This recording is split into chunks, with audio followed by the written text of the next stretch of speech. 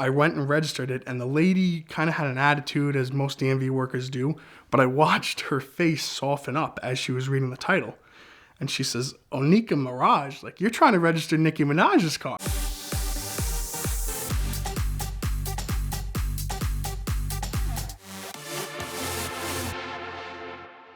So in 2019, I was looking for kind of an all-wheel drive daily that was a little nicer than what I had. I had like Lincolns and things like that. I was searching for a Bentley Continental because it was all-wheel drive. There weren't many of them out there. There was one in Dallas that had a lot of miles. I mean, at the time, they were like $80,000 cars, still with like 40K on them.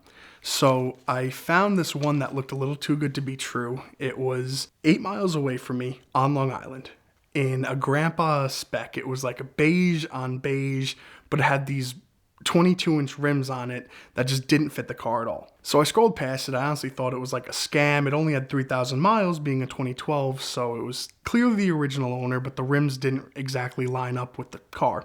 It wasn't until I was getting ready to go to Dallas, like fly out that weekend, that I was like, you know what, let me just give this one a call. What's the worst that could happen? I called him and he wouldn't really give me too much information over the phone, the guy that answered. He was just like, listen, if you're serious and you're close, you have to come down. So I came down and there was the beige Bentley behind a detailing shop with a matte black Maybach 62 behind it. And he told me when I got down there, that it was Nicki Minaj's car. It used to be the pink Bentley. I didn't believe him. But then I started doing a little bit of research, looking it up, and I mean, it had a few distinctive things. Firstly, you could see the beige color in the door jambs of a lot of paparazzi photos. There's one with her with Alicia Keys' kid, I think, with the door open. Clearly the same interior, leather wrapped, paddle shifters, everything just matched up. Then he gave me the title, and it said, Onika Tanya Mirage, Pink Personality LLC. There's no denying it after that. So we made a deal on the car. I got it significantly under market value. It came with all the BS you'd expect of buying a celebrity car. Nobody knew where the original wheels were. Nobody knew where the key was, the second key. The owner's manual was gone, things like that. But it was a good enough deal that I took it, and with only 3,000 miles, I was basically like the first owner in my eyes, because nobody really drove it before then. So when I went to the DMV, actually, she signed the title in the wrong spot. And so I thought it was going to be a whole nother month of waiting for, to get Nicki Minaj to sign the title. I walked in the DMV anyway because my temp tag was expiring and I really wanted to continue driving the car. I went and registered it, and the lady kind of had an attitude, as most DMV workers do, but I watched her face soften up as she was reading the title. And she says, "Oh, Nicki Minaj, like, you're trying to register Nicki Minaj's car." As soon as she said that, mood changed. She actually messed up so much on the paperwork, she didn't put half of the documents in that she should have, and they called me later, but she passed it. She let me leave with plates, no problem. The person that I bought the car from, he, I guess, hadn't kept every promise he told me, because one of them was that she was going to sign the car one day when she was in New York. And, it was never really high on my priority list, but it was something like I would have taken the dashboard wood grain out and sent it to her or something. But no, he never really kind of kept that, which is fine by me. I mean, I understand it's Nicki Minaj at the end of the day. She's not coming to sign a Bentley, but I did use it for Toys for Tots a lot. And I know that might be controversial, because a lot of people are like, oh, you're delivering toys in a Bentley, like, really? But it was her, like, the kids loved it. And so, I mean, I had the whole car wrapped, like, massive Toys for Tots decals, and we were doing distributions. So I actually took some to Massachusetts, and I gave them out up there to, like, kids living in hotels and whatnot. That was one thing that they really enjoyed, like the whole Nicki Minaj connection with, was because those kids actually got to like see it and play around with it and whatnot. So one of the first things I did immediately with the car was I took it down to a spot in New Jersey that used to be an old cranberry bog. And it's basically now like a sick legal off-road park that's not like too extreme. And as I'm back there, a group of bikers comes up and sees the car, and I watch them stop in the distance. They're like talking to each other. So they rode through and rode to the woods, like where I was parked on this like little beach area. The bikers came over and we ended up taking an awesome photo, which I still have to this day. It was one of my favorite ones. As soon as I took the photo, I got a call from the guy who sold me the car. It was like, listen, they accepted you in the Bentley parade. So Bentley's doing a 100th anniversary parade with the car. I mean, the thing's like covered in mud, and I was like, I gotta be at Citi Field tomorrow, 11 a.m. All right, no problem. So I went, I washed it in, the coin-operated car wash, and I pulled up, and nobody knew anything prior. Nobody knew it was off-road. It ended up actually making the video on the Bentley Motors website for their 100th anniversary New York City parade. And, after that, since then, I've taken the car off-road a few times. Don't ask me why. I'm probably going to get revoked after this, but they keep giving me a beach permit for the car, and they know what type of car it is for the 4x4 beach. So they keep renewing that every year, and it honestly does really well in sand. I've had a lot of just really insane memories with that car, some funny ones. I mean, I was risky. When I say that was my daily, I mean every snowstorm, every 7-Eleven run. I put 40,000 miles on the car in the first year I had it. We took it everywhere. I mean, SantaCon and Binghamton, as a 21-year-old, you're doing dumb things with that car, which is exactly what I wanted it for. So I got stuck in Pennsylvania's, 4-foot snowstorm that they had in 2020 or 21, riots at SantaCon. I had actually left Binghamton 30 seconds before a mob came down the street and started hopping up on top of everyone's cars and just destroying them.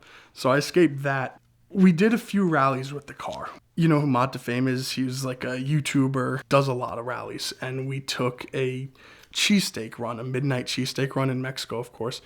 And I mean, I got the car up to 170, and it was one of the most, not only was it smooth, but a McLaren 720S passed me like I was standing still. I mean, it was by far the best rally I had been on with that car.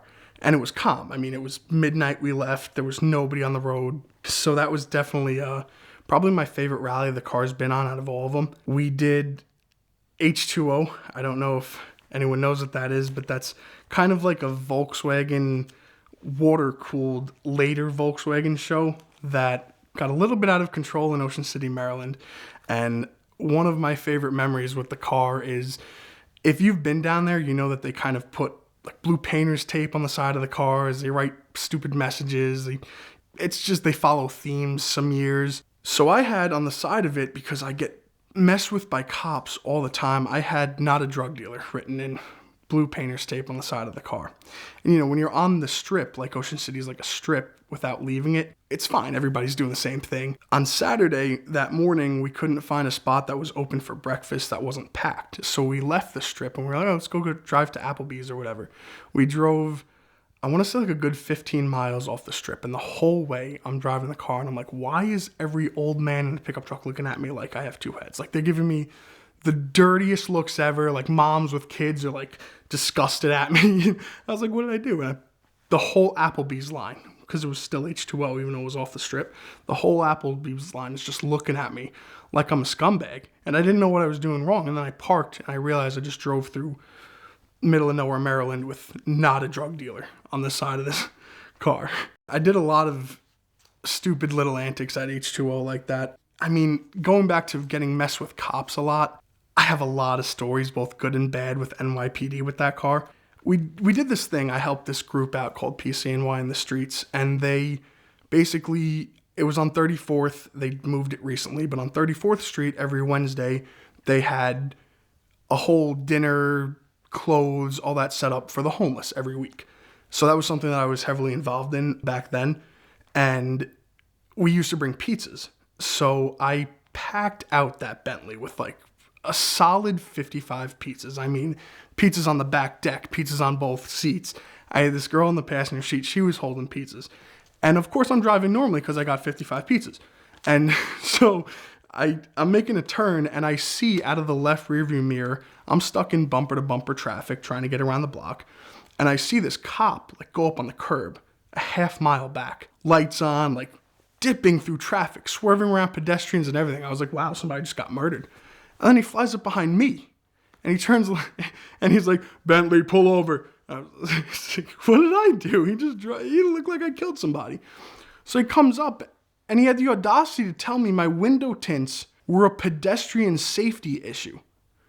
And I'm looking at him like, you just drove highway speeds down a Manhattan sidewalk to tell me my tints were dangerous to a pedestrian? But then on the same vein, it was probably 2:30 in the morning and I was on Houston Street, like one of the major streets in southern Manhattan. This NYPD Explorer pulls up next to me and he rolls the window down. And I thought I was going to get a talking to about the tints or something with the temp tag at the time. And he just goes, "You think it'll beat an EcoBoost?"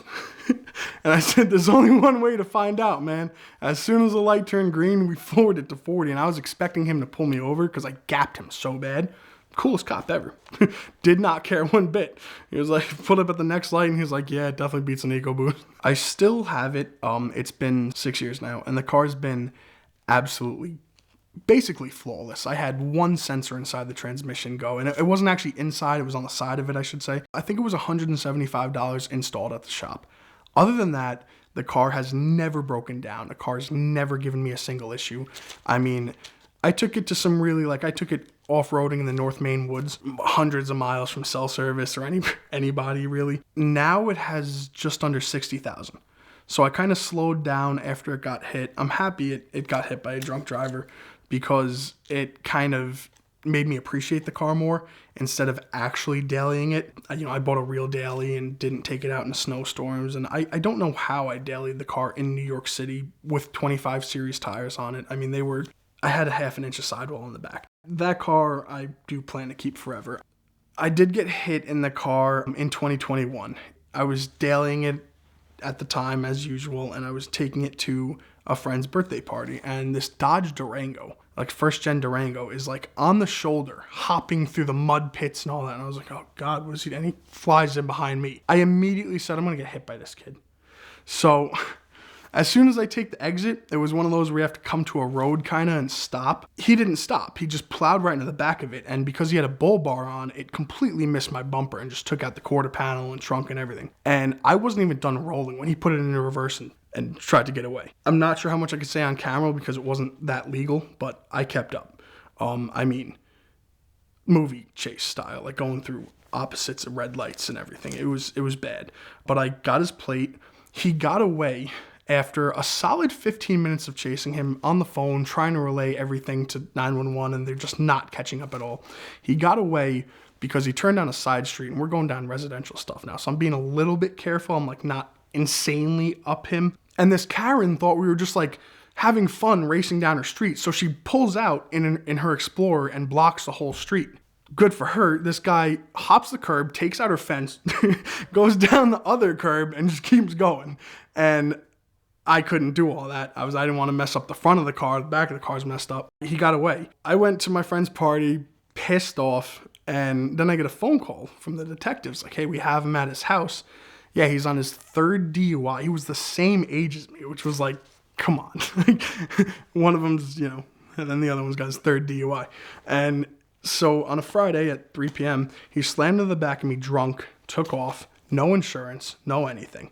His poor mom was really distraught, and that's kind of why I never pursued it. I could have ruined the kid's life. I didn't want to. Honestly, I shouldn't even be saying this, but if he worked, if he just stopped and took responsibility, maybe he was parked, I could have done anything to help the kid, but he just took off, left me with a $47,000 bill on the car. I mean, they wanted to total it. I did not want it totaled. I drove it to the body shop. It had no mechanical damage whatsoever. And, it was a special car to me. So I wanted it fixed. So it ended up taking 2.5 years during the height of COVID. We couldn't get a trunk lid or a back bumper for it at all. Eventually, I think Bentley of Boston came through with one after 20 months of waiting. One of my plans in the very near future is to go overseas and do kind of some finds in Europe and whatnot, visit Japan, things like that, follow up some leads that I have. And I do plan to take that car with me. So I'm probably going to end up shipping it over, spending about 8 months with it in Europe. So I'm really hoping it doesn't break down because I'll really be on my own then. Buying a used car without getting ripped off is all about research, and we can pull a Carfax or look on the VINwiki app, but there is nothing like an in-person inspection. And the fastest, cheapest, and easiest way to do that is with the Lemon Squad.